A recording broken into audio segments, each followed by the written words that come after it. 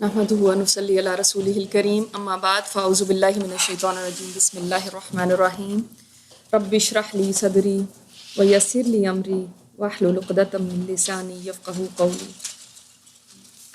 اللہم صلی وسلم علی نبینا محمد اللہم انفعنا بما علمتنا وعلمنا ما ينفعنا وزدنا علما آمین یا رب العالمین۔ کیونکہ ایک سروے ہوا تھا ایک دفعہ، بہت ساری عورتیں تھیں، تو انہوں نے کہا کہ کوئی عورت ایسی ہے جس کو اپنے شوہر سے کوئی شکایت نہ ہو، تو کوئی عورت نہیں تھی۔ تو اس لیے یہاں پہ دیکھیں حضرت خدیجہ رضی اللہ تعالیٰ عنہا کوئی ایسی بات اگر ہوتی تو وہ کہتی کہ دیکھا ایسے ہی ہونا تھا، کیونکہ ہم تو ہوں تو کہیں دیکھا یہی ہونا تھا، میں کہتی تھی وہاں نہیں جاؤ، کیا ضرورت تھی وہاں جا کے بیٹھنے، بس پہلے یہ چیزیں ہونی تھی، پھر اس کے بعد ذرا ہوش آتا تو کوئی بات کرتا۔ لیکن وہ کتنی تحمل مزاج تھی، کتنی حکمت والی تھی کہ کوئی تانے نہیں ہے، کوئی ایسی بات نہیں ہے، اور کتنی بہترین بات کی جس سے آپ صلی اللہ علیہ وسلم کو تسلی ہو گئی۔ سبحان اللہ، یہ ہوتی ہیں نیک بیویاں، یہ ہمارے لیے رول ماڈل ہیں، اللہ تعالیٰ ہمیں ان کے جیسا بنائے۔ اس کے بعد خدیجہ رضی اللہ تعالیٰ عنہا آپ کو اپنے چچیرے بھائی یعنی چچا کے جو بیٹے تھے ورقہ بن نوفل کے پاس لے گئیں۔ وہ دور جاہلیت میں عیسائی ہو گئے تھے اور عبرانی کون سی ہے؟ ہیبرو لینگویج لکھنا جانتے تھے، چنانچہ عبرانی میں توفیق الہی کے مطابق انجیل لکھتے تھے۔ تو انہوں نے انجیل اللہ ہی کی دی ہوئی توفیق سے اللہ کی جی اس وقت وہ بوڑھے اور نابینا ہو چکے تھے۔ خدیجہ رضی اللہ تعالیٰ عنہ نے ان سے کہا بھائی جان آپ اپنے بھتیجے کی بات سنیں۔ اب یہ دیکھیں کہ جیسے ہم ہوتے نا کہ اگر کوئی ایسا مسئلہ ہو گیا، وہ ابو جہل جو تھا وہ ہم اس کو ابو جہل کہتے ہیں، مگر اس وقت کے لوگ اس کو ابو الحکم کہتے تھے، حکمت کا باپ یعنی بڑا دانا ہے، اس کے پاس نہیں لے کے گئی۔ لیکن وہ بھی کس کے پاس لے کے گئی؟ جو دین کا علم میں اس زمانے میں سب سے اوپر سمجھے جاتے تھے، کہ یعنی عبرانی بھی ان کو پتہ ہے، یہ اس میں لکھتے ہیں، تو اس میں بھی ان کی حکمت دیکھیں۔ تو ورقہ نے کہا بھتیجے تم کیا کہتے ہو؟ آپ صلی اللہ علیہ وسلم نے جو کچھ دیکھا تھا بیان کر دیا۔ ورقہ نے کہا یہ تو وہی ناموس ہے۔ ناموس کون ہوتا ہے؟ وہی لانے والا فرشتہ جو موسیٰ علیہ السلام پر نازل ہوا تھا۔ اچھا آپ دیکھیں کہ ان ورقہ نے یہ نہیں کہا کہ جو عیسیٰ علیہ السلام پہ نازل ہوا تھا، حالانکہ وہ عیسائی تھے۔ کیوں ایسا کیوں ہے؟ آپ کیا سمجھتے ہیں؟ پہلے ان کے دین پہ تھے جی، اور دوسرے یہ کہ آپ صلی اللہ علیہ وسلم کے ساتھ جو حالات پیش آنے تھے نا، ان کی سب سے زیادہ ریزیمبلنس موسیٰ علیہ السلام کی حالات کے ساتھ تھی، ٹھیک ہے، عیسیٰ علیہ السلام کے ساتھ نہیں۔ اسی لیے تو قرآن کریم میں بار بار موسیٰ علیہ السلام اور ان کی قوم کا ذکر ہے۔ کاش میں اس وقت جوان ہوتا، کاش میں اس وقت زندہ ہوتا جب آپ کی قوم آپ کو نکالے گی۔ یہ انہوں نے اس وقت کہا، ورقہ بن نوفل نے، ابھی پہلی وحی آئی ہے، ٹھیک ہے۔ رسول اللہ صلی اللہ علیہ وسلم نے فرمایا تو کیا میری قوم مجھے نکال دے گی؟ یعنی this was a surprise to ہم، کہ کیسے ہو سکتا ہے، میں یہاں پیدا ہوا، یہاں پلا بڑا، میرا قبیلہ یہاں، یہ لوگ مجھے صادق اور امین کہتے ہیں، مجھ سے اتنی محبت کرتے ہیں۔ وہی لوگ ہیں نا کہ کعبہ کی تعمیر کے وقت وہ کہہ رہے ہیں کہ ہمیں ان کی طرف سے جو فیصلہ ہوتا ہے ہمیں قبول ہے، وہ مجھے نکال لیں گے؟ کیسے ہو سکتا ہے؟ ہر دل عزیز تھے آپ صلی اللہ علیہ وسلم۔ ورقہ نے کہا ہاں کوئی ایسا آدمی نہیں جو تمہارے جیسا پیغام لایا ہو مگر اس سے دشمنی نہ کی گئی ہو۔ یعنی یہ جو حق کا پیغام ہے نا، جو لے کر اٹھتا ہے اس دنیا میں، اس کے ساتھ لوگ دشمنی کرتے ہیں۔ جو حق بولے گا نا، اس کو لوگ ہار نہیں پہنائیں گے، اس کے ساتھ لازمی دشمنی ہوگی۔ اور یہ دیکھ لیں، تاریخ دیکھ لیں، تمام انبیاء کے ساتھ یہی ہوا، کیونکہ حق لوگوں کو کبھی پسند نہیں آتا۔ یہ جو آج ہم حلوے کھاتے نا، وہ اس لیے کہ ہم حق نہیں بولتے۔ صحیح بات ہے، اگر حق بولنے لگے نا تو دشمنیاں پیدا ہو جائیں۔ تو اس وقت انہوں نے فرمایا کہ ایسا، وہ کتنے جہاندیدہ تھے نا، ایسا کوئی آدمی نہیں گزرا جس کو جو پیغام ایسا لایا اور اسے دشمنی نہ کی گئی۔ اور اگر میں نے تمہارا وہ دن کہ جس دن تمہاری قوم تمہیں مکہ سے نکالے گی پا لیا تو تمہاری زبردست مدد کروں گا۔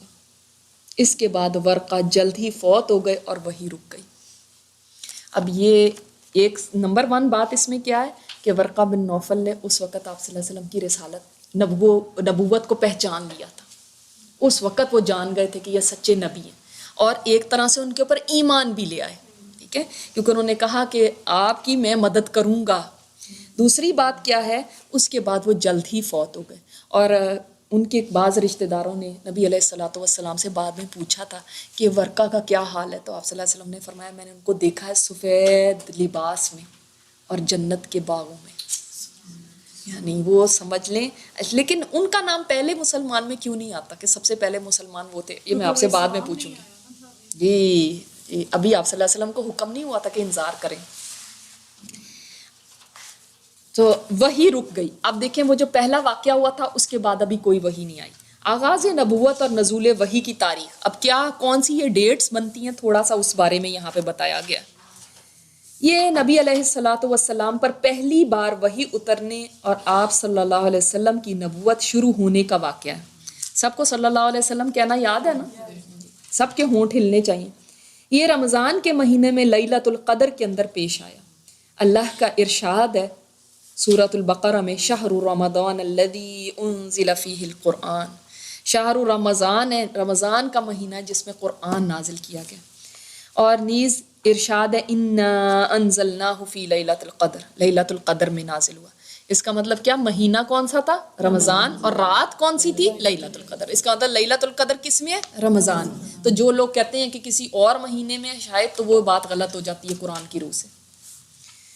صحیح احادیث سے یہ ثابت ہے کہ یہ واقعہ رات کے پچھلے پہر سوموار کس کو کہتے ہیں, منڈے کو, منڈے کی فجر طلوع ہونے سے پہلے پیش آیا. فجر طلوع ہونے سے پہلے, ہو سکتا ہے اذان فجر کا وقت ہو یا سحری کا وقت ہو, اس وقت یہ واقعہ پیش آیا تھا.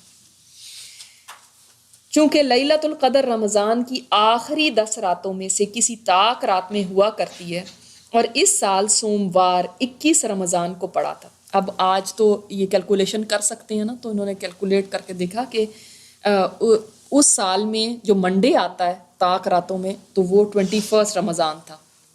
اس سے یہ نتیجہ نکلتا ہے کہ آپ صلی اللہ علیہ وسلم کی نبوت آپ کی پیدائش کے 41ویں سال 21 رمضان سوموار کی رات شروع ہوئی. یعنی یہ تھی جو آپ صلی اللہ علیہ وسلم کی نبوت کی ڈیٹ. اس روز اگست کی 10 تاریخ تھی اور 610 عیسوی 610 AD قمری حساب سے, قمری لونر کیلنڈر کے حساب سے, اس وقت آپ صلی اللہ علیہ وسلم کی عمر 40 سال 6 مہینے 12 دن تھی. اور شمسی کیلنڈر جو ہمارا, جو اب ہم یہ کرسچن کیلنڈر سولر یوز کرتے ہیں, 39 سال 39 ایئرس 3 مہینے 22 دن 22 ڈیز. لہٰذا آپ صلی اللہ علیہ وسلم کی بعثت 40 سال شمسی کے سرے پہ ہوئی, یعنی بالکل اس کا اینڈ آ رہا تھا, اس کے سرے پہ ہوئی. تو یہاں سے ہمیں ڈیٹ معلوم پڑ جاتی ہے کہ کیا ڈیٹ اس وقت کی بنتی تھی پہلی وحی کی.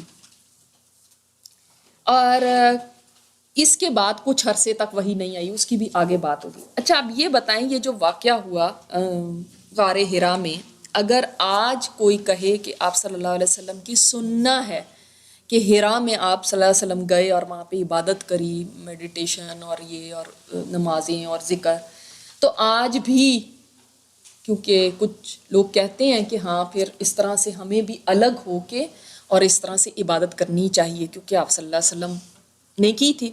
آپ اس کا کیا جواب دیں گے؟ اسلام کے پہلے, نبوت کے پہلے. ہاں, یہ سنت نہیں بن سکتی, اس لیے کہ سنت کب سے بنتی ہے, نبوت کے بعد سے.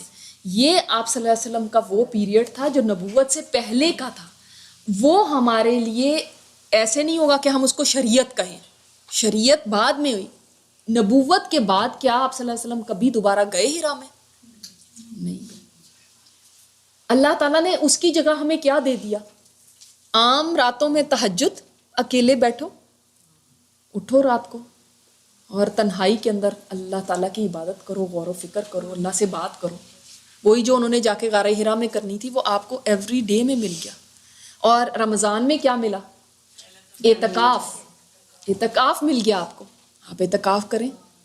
ٹھیک ہے, لیکن اب ایسا نہیں ہو سکتا کہ اب آپ کسی غار میں چھپ کے جا کے یا کسی جگہ جا کے, کیونکہ ایک فرقہ ہے جو اس طرح کی باتیں کرتا ہے کہ نہیں اس طرح سے ابھی بھی ہونا چاہیے کہ جگہ پہ جا کے اکیلے جا کے سب ایسے میڈیٹیشن کریں، وہ اب اسلام میں نہیں ہے، ورنہ آپ صلی اللہ علیہ وسلم ضرور کرتے اس کے بعد۔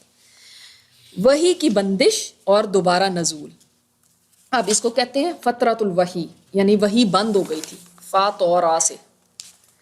جیسا کہ بتایا گیا غار حرا میں پہلی وحی اتر کر بند ہو گئی تھی، یہ بندش کئی روز تک قائم رہی۔ اس کا ریزن کیا تھا؟ اس کی وجہ سے نبی علیہ الصلاۃ والسلام کو سخت رنج و ملال ہوا، لیکن مصلحت الہی اسی میں تھی، کیونکہ اس طرح خوف جاتا رہا، معاملے کی نوعیت کو سمجھنے کا موقع ملا، اور دوبارہ وحی کی مشقت جھیلنے کے لیے صرف یہی نہیں کہ طبیعت آمادہ ہو گئی، بلکہ ایک گنا شوق اور طلب بھی پیدا ہوئی، اور آپ صلی اللہ علیہ وسلم دوبارہ وحی آنے کا انتظار فرمانے لگے۔ تو مصلحتیں دیکھی آپ نے، اللہ تعالیٰ کے ہر کام میں مصلحت ہوتی ہے۔ آپ صلی اللہ علیہ وسلم کی اب حالت یہ ہو گئی، جب تھوڑے دن گزر گئے، ذرا انسان کو موقع ملتا ہے نا سوچنے کا، اس چیز کو لینے کا موقع ملتا ہے کہ کیا میرے ساتھ ہو کیا گیا۔ شروع میں تو ایک دم گھبراہٹ ہوئی تھی، تو اب جب موقع ملا، سوچا سمجھا اس چیز کو کہ میرے ساتھ ہوا کیا، تو اب شوق بڑھ گیا۔ تو اب وہ ایک شوق سے جب انسان کوئی چیز لیتا ہے، وہ کیفیت اور ہی ہوتی ہے نا۔ ادھر گوشہ نشینی کی بقیہ مدت پوری کرنے کے لیے آپ صلی اللہ علیہ وسلم ورقہ کے پاس سے پلٹ کر دوبارہ غار حرا میں تشریف لا چکے تھے۔ پھر جب ماہ رمضان ختم ہو گیا، اب کیا ہے، جو باقی رمضان ابھی رہتا تھا نا، ابھی تو اگر 21 رمضان اس کے مطابق لے لی جائے تو ابھی تو باقی دن رہتے تھے، تو ورقہ سے ملاقات کر کے آپ صلی اللہ علیہ وسلم واپس غار حرا میں چلے گئے۔ یعنی اس سے نبی علیہ الصلاۃ والسلام کی بہادری بھی پتہ چلتی ہے۔ ہم تو ذرا سی آواز سن لیں تو اس کے بعد دوبارہ اس جگہ ہی نہیں جائیں گے کہ یہاں پہ کوئی روشنی دیکھ لی تھی، یہاں پہ کوئی آ گیا تھا، اب بس گھر ہی بیٹھ کے کرو، نہیں۔ آپ صلی اللہ علیہ وسلم کتنے بہادر تھے کہ پھر دوبارہ وہیں گئے، اور وہاں آپ صلی اللہ علیہ وسلم نے پھر رمضان مکمل وہاں پہ کیا، اور آپ کی مدت اعتکاف پوری ہو گئی، تو حسب عادت پہلی شوال کی صبح حرا سے اتر کر مکہ روانہ ہوئے۔ اچھا، اب یہ کتنی دور تھا؟ غار حرا کے بارے میں بھی تو آتا ہے نا کہ غار حرا اب جبل نور کے جو وہ پہاڑ ہے اس کا نام اب جبل نور ہے، اب رکھا گیا، پہلے نہیں تھا، اب کیونکہ یہ پہاڑ تھا نا جس پہ یہ نور اترا قرآن کا۔ تو یہ مکہ سے تقریباً 2 میل کے فاصلے پر ہے، اس کی بلند چوٹی دور سے نظر آتی ہے، اس چوٹی کے بائیں طرف کچھ نیچے اترنے کے بعد غار واقع ہے۔ غار کی لمبائی 4 میٹر سے کم ہے اور چوڑائی 1.5 میٹر سے کچھ زیادہ ہے، یہ نیچے لکھا ہوا ہے حاشیے میں۔ تو یہ بھی کہا جاتا ہے کہ اس غار میں جب آپ بیٹھ جائیں تو آپ خود سے ہی آپ کا منہ جو ہوتا ہے نا وہ ڈائریکٹ سامنے کعبہ کی طرف، آپ کو وہاں سے کعبہ نظر آتا ہے۔ تو اس وقت بھی ایسے تھا، اب تو بہت ساری بلڈنگز وغیرہ یہ بن گئی ہیں، لیکن اس زمانے میں ایسے تھا، بلکہ کچھ عرصہ پہلے تک بھی جو لوگ جاتے تھے وہ یہی بتاتے تھے، لیکن اب ڈفرینٹ حالات ہو گئے۔ نبی علیہ الصلاۃ والسلام کا ارشاد ہے کہ میں پہاڑ سے اتر کر میدان میں پہنچا تو مجھے پکارا گیا، میں نے دائیں دیکھا تو وہاں کچھ دکھائی نہ دیا، بائیں دیکھا تو وہاں بھی کچھ دکھائی نہ دیا، پھر آگے دیکھا تو وہاں بھی کچھ نظر نہ آیا، پھر پیچھے دیکھا تو وہاں بھی کچھ نظر نہ آیا، بس ایک آواز تھی، کسی نے پکارا تھا۔ اس کے بعد میں نے سر اوپر اٹھایا تو کیا دیکھتا ہوں کہ جو فرشتہ حرا میں میرے پاس آیا تھا وہی آسمان و زمین کے درمیان کرسی پر بیٹھا ہوا ہے۔ سبحان اللہ، پہلی وحی لے کر آئے تھے تو فرشتے کی شکل میں آئے تھے یا انسان؟ اسی شکل میں آئے ہوں گے نا، لیکن اتنی ہیوج سائز نہیں ہوگا نا، لیکن آپ صلی اللہ علیہ وسلم نے پہچان لیا کہ وہی فرشتہ ہے جو میرے پاس وحی لے کر آیا تھا حرا میں۔ اور آپ سوچیں کہ ایک انسان جب دیکھتا ہے کہ آسمان اور زمین کے درمیان کوئی چیز پھیلی بھی ہے، اور آپ صلی اللہ علیہ وسلم نے 2 دفعہ صرف جبرائیل امین کو ان کی اصل حالت میں دیکھا، کب ایک ابھی یہ غار حرا میں، مطلب جب اوپر دیکھا اور جب معراج پہ گئے تھے سدرۃ المنتہا کے پاس، جی، ایک یہاں پہ دیکھا، اس وقت دیکھا کہ آپ صلی اللہ علیہ وسلم فرماتے ہیں کہ ان کے 600 پر تھے اور افق ان کے پروں سے ڈھکا ہوا تھا، یعنی جدھر دیکھتے تھے ان کے پر۔ اب آپ سوچیں ایسی ایک مخلوق کو دیکھ کے انسان کی حالت کیا رہے۔ تو یہ دیکھ کر میرا پورا وجود اس کے روب سے بھر گیا، یہاں تک کہ میں زمین کی طرف جا جھکا۔ اب دیکھیں آپ صلی اللہ علیہ وسلم کے اوپر پھر وہ روب طاری ہو گیا۔ اس سے پہلے 1-2 واقعات ایسے بھی آتے ہیں کہ آپ صلی اللہ علیہ وسلم چونکہ اس چیز سے بہت پریشان تھے، تو آپ صلی اللہ علیہ وسلم کئی دفعہ ایسی بھی کوشش کی کہ پہاڑ کی چوٹی سے کوشش کی کہ میں اپنے آپ کو گرا لوں اور میں ختم کر لوں اپنے آپ کو کہ یہ جو میرے ساتھ ہو رہا ہے. اور ایک دم دیکھتے تھے اوپر کہ جبرائیل علیہ السلام جیسے ایک آدمی کی شکل میں آسمان میں جدھر دیکھتے تھے ادھر وہ نظر آتے تھے. ایک دفعہ تو خدیجہ رضی اللہ تعالیٰ عنہ نے پیچھے بھی کوئی بھیجا آدمی بھگایا کہ دیکھ کے آئیں کہ کہاں پہ ہیں. وہ سارا مکہ ڈھونڈ کے آگے کوئی نہیں ملے. تو آپ صلی اللہ علیہ وسلم فرماتے ہیں کہ اس نے مجھے اتنا مشغول کر لیا کہ میں جدھر دیکھتا تھا وہ آدمی کھڑا ہوا ہے آسمان میں. اور آگے سے کہتے تھے کہ آپ رسول برحق ہیں, آپ صبر کیجئے, کیونکہ آپ صلی اللہ علیہ وسلم پریشان تھے اس کیفیت سے. پھر میں خدیجہ کے پاس آیا. اب دیکھیں پھر کیا فرما رہے ہیں, پھر میں, یہ نہیں کہ میں گھر آیا, فرق ہے نا دونوں چیزوں میں. پھر میں خدیجہ کے پاس آیا, سبحان اللہ, اور کہا مجھے چادر اڑا دو, مجھے چادر اڑا دو, مجھ پر کمبل ڈال دو اور ٹھنڈے پانی کے چھینٹے مارو. انہوں نے کمبل اڑا دیا اور ٹھنڈے پانی کے چھینٹے مارے. پھر یہ آیتیں نازل ہوئی, یا ایھا المدثر قم فانذر. اب ہے اے کمبل پوش, ہے کمبل لے کے لپیٹنے والے, قم, اب اٹھو, اب یہ لیٹنے کا وقت نہیں ہے, اب اٹھو اور انذار کرو. یعنی اب انذار کرنے, یہ یعنی اب رسالت ہے. پہلے کیا تھی, نبوت, پہلے نبوت ملی, اب کیا مل رہی ہے, رسالت کے پیغام پہنچاؤ, انذار کرو. اس لیے ہم کہتے ہیں کہ ابو بکر صدیق پہلے تھے جو ایمان لے کر آئے مردوں میں.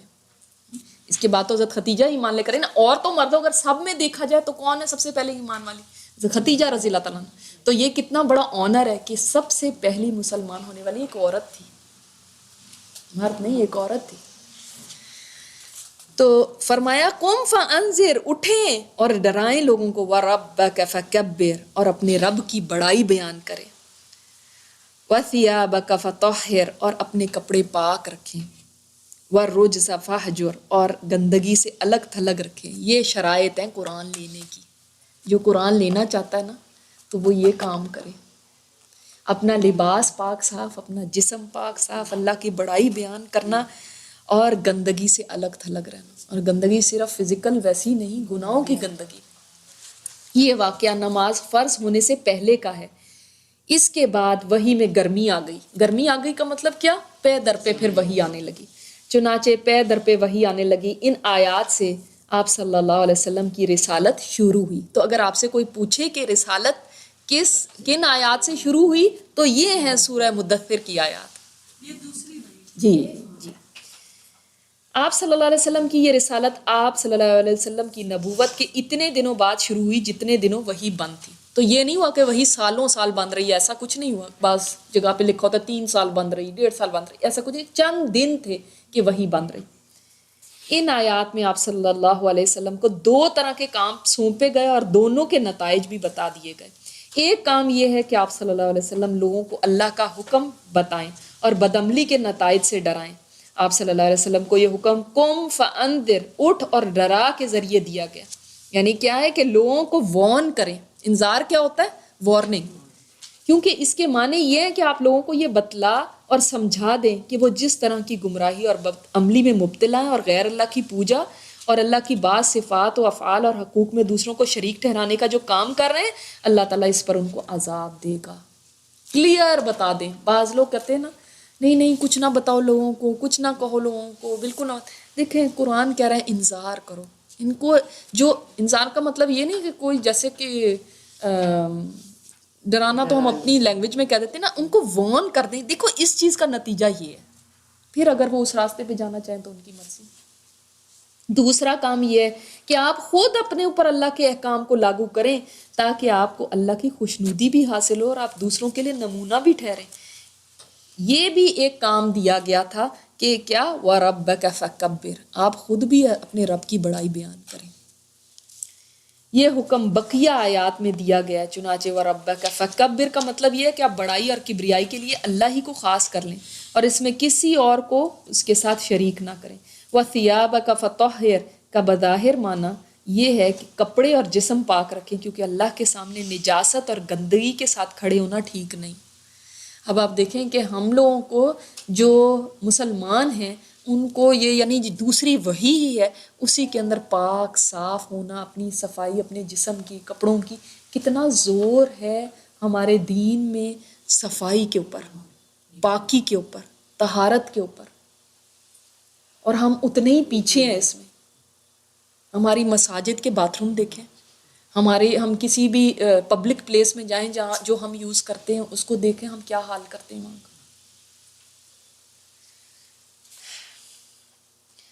تو مگر محققین کے نزدیک اس کا یہ معنی ہے کہ اپنی روح کو پاک اور منزہ رکھیں، یعنی اپنی روح کو پاک رکھیں کہ اس سے شرک سے، کفر سے، خرافات سے.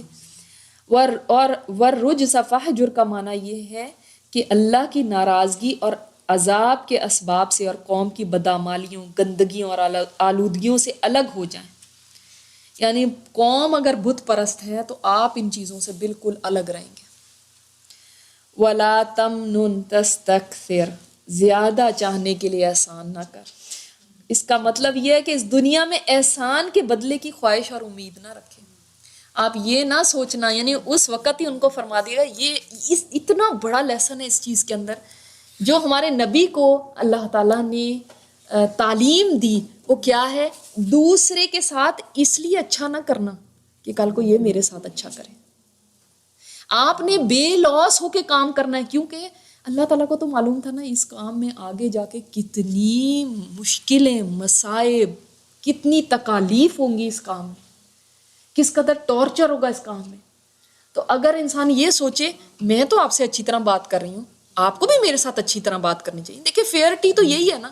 تو اس چیز کو ایکسپیکٹ نہ کرنا، ورنہ تو انسان یہ کام ہی نہیں کر سکتا. ہوتا یہی ہے. لیکن آپ صلی اللہ علیہ وسلم کے ساتھ ہوا نا. آپ صلی اللہ علیہ وسلم نے اخلاق کے ساتھ بات کی، آگے سے جواب کس میں ملا؟ تانوں کی صورت میں، برائی کی صورت میں، الزام تراشی کی صورت میں. لیکن پہلا لیسن ہی یہ دے دیا گیا تھا، یہ سوچ کے اس راستے پہ نہ آنا. آپ صلی اللہ علیہ وسلم کے بعد بھی جس نے اس راستے پہ چلنا ہے وہ یہ سوچ کے نہ آئے کہ میں ان کے ساتھ بھلا کروں گی تو مجھے بھلا ہی ملے گا. نہیں، اس سے اوپر اٹھ جائیں تب یہ کام کر سکتے. کبھی آپ دوسروں کے لیے بھلا کریں گے لیکن آپ کو باتیں سننی پڑیں گی، آپ کو الزام لگائے جائیں گے، آپ کے پیٹھ پیچھے باتیں کی جائیں گی، سازشیں کی جائیں گی، برا بھلا کہا جائے گا. تو جو یہ نہیں سہ سکتا وہ اس راستے میں نہیں چل سکتا پھر. بلکہ یہ سمجھ لیں کہ یہ مشکلات اور آزمائشوں کا راستہ ہے، لہٰذا اپنی قوم کا دین چھوڑنے اور ایک اللہ کی طرف بلانے پر تکالیف اور دشواریاں سہنے کے لیے تیار رہیں. ابھی سے تیار کر دیا، تیار ہو جاؤ. اب کے بعد تکلیفیں ہی تکلیفیں. وَلِرَبِّكَ فَاصْبِرْ، صبر کرنا ہے تو کس کے لیے؟ اپنے رب کے لیے صبر کرو. سبحان اللہ. صبر بھی اس لیے نہیں کہ آپ مجھے صبر والا کہیں، کتنی صبر والی ہے، میری تعریفیں ہوں کتنی بہادر ہے. صبر اس لیے کہ مجھے میرے رب سے اجر چاہیے. سبحانک اللہم و بحمدک نشہد ان لا الہ الا انت نستغفرک و نتوب الیک. آج یہاں تک ہی کرتے ہیں. آگے آپ یقین کریں ایسے لگ رہا تھا دل اتنا میرا بھاری ہو گیا نا کہ آگے جو بھی کچھ پڑھنا ہے اس میں آپ صلی اللہ علیہ وسلم کے لیے تکلیفیں ہی تکلیفیں، مصائب ہی مصائب ہیں. جس چیز کا یہاں پہ کہہ دیا گیا کلوزنگ کس پہ ہے کہ آپ نے صبر کرنا ہے. اس سب پہ آئیں گی مصیبتیں، آئیں گی مشکلیں. تو اب وہ دور شروع ہونے لگا ہے جس کے بعد آپ صلی اللہ علیہ وسلم چین سے نہیں بیٹھے، کیونکہ مصیبتیں ہی مصیبتیں تھیں. ایسا نہیں تھا کہ صرف مکہ میں تھی مصیبتیں، مدینہ بھی چلے گئے تو وہاں پہ اپنے ہی تھے جو خنجر گھونپ رہے تھے، جو مسلمانوں کے روپ میں تھے نا منافقین، وہ اپنے ہی تھے نا. جب اپنے کی طرف سے تکلیف پہنچتی تو تب کیسا لگتا ہے. کبھی غیروں کی طرف سے، کبھی خاندان کی طرف سے، کبھی چچا کی طرف سے، کبھی اور خاندان والوں کی طرف سے، اپنے قبیلے کی طرف سے، اور کبھی وہاں جا کے اور اپنے جیسے ایک اللہ کا نام لینے والوں کی طرف سے. دونوں طرف سے تکلیفیں پہنچی. تو آگے کا دور پھر یہی دور ہے سارا. اللہ تعالیٰ ہمیں سیرت سے بہترین سبق لینے کی توفیق عطا فرمائے اور آپ صلی اللہ علیہ وسلم کے اسوہ پر چلنے کی توفیق عطا فرمائے. آج جو ہم نے حضرت خدیجہ کے بارے میں پڑھا ہے ایز وائف وہ کیسی تھی، اس کو ضرور اس کے اوپر غور کریے گا. جزاکم اللہ خیرا کثیرا. السلام علیکم ورحمۃ اللہ وبرکاتہ.